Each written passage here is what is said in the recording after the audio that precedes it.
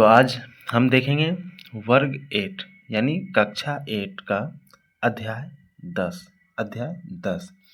जो कि ये जो बुक देख रहे हैं हम ये मुख्य रूप से SCERT बेस्ड है और इसमें जो भी एक्स्ट्रा प्रश्न बन रहे थे वो NCERT से हो वो सभी को हम इसमें ऐड किए हैं। ठीक है, तो आज का जो चैप्टर है वो है अंग्रेजी शासन एवं शहरी बदलाव। ठीक है, अंग्रेजी शासन एवं शहरी बदलाव।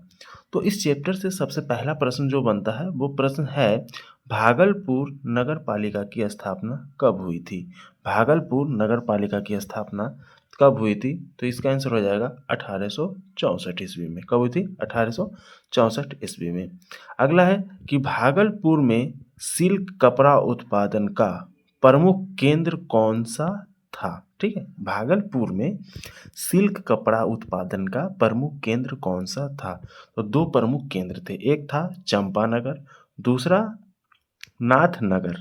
ठीक है, पहला कौन था? चंपानगर, दूसरा कौन था? नाथनगर। तीसरा सवाल है कि रेलवे स्टेशन किसका संग्रह केंद्र था? किसका संग्रह केंद्र था? तो कच्चे माल का। किसका संग्रह केंद्र था? कच्चे माल का संग्रह केंद्र था। अब अगला सवाल है इसमें कि शरत चंद्र चट्टोपाध्याय द्वारा रचित कालजयी उपन्यास कौन सा है? क्या प्रश्न है कि शरत चंद्र चट्टोपाध्याय द्वारा रचित कालजयी उपन्यास कौन सा है? तो इसका आंसर हो जाएगा देवदास। क्या आंसर हो जाएगा? देवदास। अगला है भारत में आधुनिक शहरों का विकास किसके साथ हुआ? तो इसका आंसर हो जाएगा औद्योगिकरण के साथ हुआ। यानी भारत में जो आधुनिक शहरें बनी या उसका विकास हुआ तो किस उसका रीज़न क्या? तो औद्योगिकरण के कारण हुआ। अगला है प्रेसिडेंसी शहरों में गोरे और काले लोग कैसे रहते थे? तो अलग अलग इलाकों में रहते थे। यानी प्रेसिडेंसी शहरों में गोरे और काले लोग को जो रहने का व्यवस्था था वो अलग अलग था, दोनों अलग अलग क्षेत्र में रहते थे। अगला है कि मध्यकालीन शहरों का विकास मुख्य रूप से किस कारण से हुआ? मध्यकालीन शहरों का विकास मुख्य रूप से किस कारण से हुआ? तो इसका आंसर हो जाएगा कि व्यापारिक केंद्रों के रूप में। ठीक है, किस रूप में? व्यापारिक केंद्रों के रूप में, धार्मिक केंद्रों के रूप में और शासन सत्ता के केंद्र के रूप में हुआ। यानी ये तीनों चीज जो है मुख्य रूप, इसका मुख्य रूप था, मुख्य कारण था। ठीक है, अब अगले सवाल की ओर चलते हैं। तो अगला सवाल है इसमें मेरा औपनिवेशिक शहरों का विकास मुख्य रूप से किस कारण हुआ? ठीक है, औपनिवेशिक शहरों का विकास मुख्य रूप से किसके कारण हुआ? तो इसका आंसर हो जाएगा अंग्रेजों के आधुनिक व्यवसाय वाणिज्य के कारण। किसके कारण हुआ? तो अंग्रेजों के आधुनिक व्यवसाय वाणिज्य के कारण हुआ। अगला है भागलपुर शहर को किस नाम से भी जाना जाता है? किस अन्य नाम से भी जाना जाता है? तो उसको सिल्क सिटी बोलते हैं। किस नाम से जाना जाता है? तो सिल्क सिटी के नाम से जाना जाता है। किस नाम से जाना जाता है? सिल्क सिटी के नाम से जाना जाता है।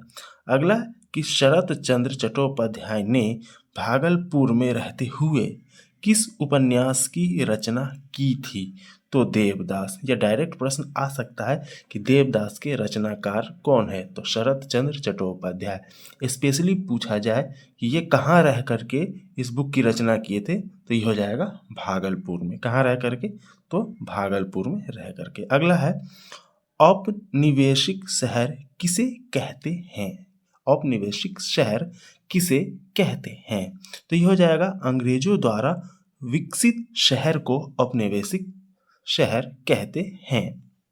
अगला है औपनिवेशिक शहरों का विकास कब शुरू हुआ? औपनिवेशिक शहरों का विकास कब शुरू हुआ? तो इसका आंसर हो जाएगा ब्रिटिश शासन के दौरान। किसके समय में हुआ? ब्रिटिश शासन के दौरान हुआ। ठीक है, चलिए अगले प्रश्न पर चलते हैं। अगला प्रश्न है यहाँ पर कि तीन प्रमुख नहीं, ऊपर वाला प्रश्न है अंग्रेजों ने सबसे पहले किन शहरों को महत्व दिया? तो ये हो जाएगा प्रेसिडेंसी शहरों को।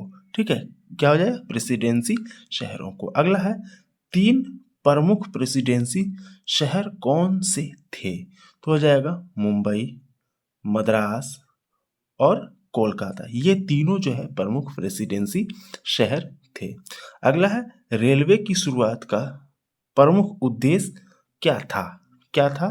तो इसका आंसर हो जाएगा कच्चे माल की ढुलाई। कच्चे माल की ढुलाई यानी कच्चा माल को एक जगह से दूसरी जगह ले जाने के लिए रेल की शुरुआत की गई। तो आपसे पूछा जाएगा कि भारत में रेलवे की शुरुआत कब हुई? तो याद रखना है कि रेलवे की शुरुआत 1853 ईस्वी में। कब? 1853 ईस्वी में चला था। तो जो पहली रेल चली थी वो चली थी 34 किलोमीटर। कहाँ? कितना? 34 किलोमीटर। और कहाँ से कहाँ तक चली थी? तो ये बम्बई से थाने। कहाँ से कहाँ तक? बम्बई से थाने। कहाँ से कहाँ? तो बम्बई से थाने। ये 34 किलोमीटर की दूरी। ठीक है, चलिए अगले सवाल की ओर चलते हैं। तो अगला सवाल है अंग्रेजी शासन में किस उद्योग ने शहरीकरण को बढ़ावा दिया? अंग्रेजी शासन में किस उद्योग ने शहरीकरण को बढ़ावा दिया? तो वो हो जाएगा कपड़ा उद्योग, लोहा उद्योग, जूट उद्योग। ठीक है, ये तीनों उद्योग जो है अंग्रेजी शासन में शहरीकरण को बढ़ावा दिया। अगला है भागलपुर का प्राचीन नाम क्या था? भागलपुर का प्राचीन नाम क्या था? तो ये आंसर हो जाएगा चंपानगर। क्या था? चंपानगर। अब अगले सवाल की ओर चलते हैं। अगला सवाल है यहाँ पर भागलपुर किस लिए प्रसिद्ध था? भागलपुर किस लिए प्रसिद्ध था? तो ये हो जाएगा सिल्क उत्पादन के लिए। किसके लिए प्रसिद्ध था? सिल्क उत्पादन के लिए। अगला है औपनिवेशिक काल में भारतीय समाज पर किसका प्रभाव पड़ा? किसका प्रभाव पड़ा? तो आंसर हो जाएगा पश्चिमी संस्कृति का। किसका प्रभाव पड़ा? पश्चिमी संस्कृति का। अगला है अंग्रेजों के शहरीकरण का प्रमुख लाभ किसे हुआ? अंग्रेजों के शहरीकरण का प्रमुख लाभ किसे हुआ? तो इसका आंसर हो जाएगा ब्रिटिश व्यापारियों को। किसको हुआ? ब्रिटिश व्यापारियों को। अगला है औपनिवेशिक काल में भारत की कला में कौन सा प्रभाव बढ़ा? ठीक है, तो ये जो भी कलाएं चल रहा था उसमें कला था उसमें प्रभाव पड़ा यानी उसका प्रभाव बढ़ा तो वो था यूरोपीय शैली का। किसका? यूरोपीय शैली का। चलिए अब अगले सवाल की ओर चलते हैं। अब जो इस अभ्यास में जो कह सकते हैं कि लघुतरी प्रश्न है, अब उसको देखते हैं। वो प्रश्न है कि शहरीकरण का आस क्या है, यानी शहरीकरण से आप क्या समझते हैं? तो इसका आंसर हो जाएगा लोगों का ग्रामीण क्षेत्रों से शहरों की ओर जाना और शहरों का भौतिक, आर्थिक, सामाजिक और सांस्कृतिक विकास से है। यानी शहरीकरण का आस है कि लोगों का ग्रामीण क्षेत्र से शहरी को ओर जाना, शहरों में भौतिक और आर्थिक, सामाजिक और संस्कृति का विकास होना, अपने आप को डेवलप करना, अपने आप को आगे बढ़ाना, ये सभी क्या है? शहरीकरण कहलाता है। अब अगला सवाल है 18वीं सदी में नए शहरी केंद्रों का विकास की प्रक्रिया पर प्रकाश डालें। तो अब इसका आंसर हो जाएगा 18वीं सदी में नए शहरी केंद्रों का विकास अंग्रेजों द्वारा किया गया। किसके द्वारा किया? अंग्रेजों के द्वारा। इन शहरी केंद्रों का उद्देश्य था व्यापार, व्यापार, प्रशासन और सैन्य गतिविधियों को बढ़ावा देना। ठीक है, मुख्य रूप से क्या था? व्यापार, प्रशासन और सैन्य गतिविधियों को बढ़ावा देना। चलिए अब अगले सवाल की ओर चलते हैं। तो अगला सवाल जो है मेरा यहाँ पर ये महत्वपूर्ण सवाल है। इसमें पूछा गया है कि ग्रामीण एवं शहरी अर्थव्यवस्था में अंतर स्पष्ट करें। तो इसको अंतर स्पष्ट करने के लिए हम लिख सकते हैं कि यहाँ पर ऊपर में एक लाइन कि ग्रामीण एवं शहरी अर्थव्यवस्था में अंतर निम्नलिखित है। यहाँ पर हम चाहे तो एक लाइन लगा सकते हैं, जोड़ सकते हैं और इस तरह से दो भागों में बांट देंगे। इस तरह से दो भागों में ऊपर में लिख देंगे, एक साइड ग्रामीण अर्थव्यवस्था, दूसरी तरफ शहरी अर्थव्यवस्था। तो ग्रामीण अर्थव्यवस्था में सबसे पहला पॉइंट होगा, यह कृषि आधारित होती है। यानी ग्रामीण अर्थव्यवस्था जो किस पर आधारित होती है, तो ये कृषि पर आधारित होती है। और शहरी अर्थव्यवस्था में देखेंगे तो ये उद्योग व्यापार पर आधारित होती है। ठीक है, उद्योग पर, व्यापार पर, सेवा क्षेत्र पर, ये सभी क्षेत्रों पर शहरी अर्थव्यवस्था आधारित होती है। अब अगला है ग्रामीण अर्थव्यवस्था में दूसरा पॉइंट है कि इसमें यानी ग्रामीण अर्थव्यवस्था में रोजगार मुख्यतः खेती और पशुपालन से मिलता है। यानी ग्रामीण क्षेत्र में अर्थव्यवस्था को बढ़ावा, अगर नौकरी की बात किया जाए रोजगार का, तो वो मुख्य रूप से खेती और पशुपालन ही है।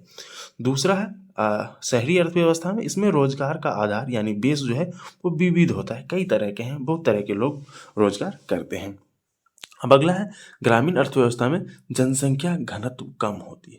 तो ग्रामीण क्षेत्र में जो आबादी है, जनसंख्या है, लोग की आबादी है, वो कम है, यानी उसका घनत्व कम है। और शहरी क्षेत्र में घनत्व ज़्यादा है। यानी कि घनत्व कहने से तात्पर्य ये हो गया कि ग्रामीण क्षेत्र में ज़्यादा क्षेत्रफल में कम लोग रहते हैं और शहरी क्षेत्रों में कम क्षेत्रफल में ज़्यादा लोग निवास कर रहे हैं। चलिए अब अगले प्रश्न की ओर चलते हैं। अब अगला प्रश्न है यहाँ पर कि भागलपुर, ठीक है, भागलपुर शहर एक व्यावसायिक एवं सांस्कृतिक नगर था, कैसे? तो इसका रीजन क्या था कि वो कैसे एक व्यावसायिक और सांस्कृतिक नगर था? तो इसका आंसर हो जाएगा भागलपुर शहर सिल्क उद्योग के लिए प्रसिद्ध था। ठीक है, यह व्यावसायिक केंद्र होने के साथ साथ सांस्कृतिक गतिविधियों का भी केंद्र था। यहाँ के नाथनगर क्षेत्र से सिल्क उत्पादन होता था और यह व्यापारिक रास्तों से जुड़ा था। यानी ये जो भागलपुर है व्यापारिक रास्तों से जुड़ा हुआ था और यहाँ सिल्क उत्पादन होता था, सिल्क का व्यापार होता था।